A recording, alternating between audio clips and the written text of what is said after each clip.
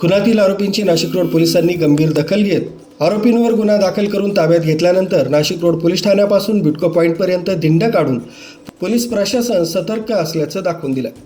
शहरात सातत्यानं होणाऱ्या गुन्हेगारीमुळे पोलिसांच्या कामगिरीवर प्रश्नचिन्ह निर्माण होत होतं। गुन्हेगारांवर पोलिसांचं वचक कायम असून नागरिकांमध्ये गुन्हेगारांची दहशत कमी व्हावी म्हणून परिसरात धिंड काढण्यात आली। खुनातील आरोपी नाशिक रोड मध्यवर्ती कारागृहातून सुटल्यानंतर परिसरात मिरवणूक काढून दहशत निर्माण केल्याची रील्स व्हायरल होताच ती रील्स नाशिक रोड वरिष्ठ पोलीस निरीक्षक जितेंद्र सपकाळे यांनी बघून त्यानंतर लगेचच कारवाई सुरुवात केली। आरोपीविरुद्ध कठोर भूमिका घेत नाशिक रोड पोलीस ठाण्यात गुन्हा दाखल करण्यात आला।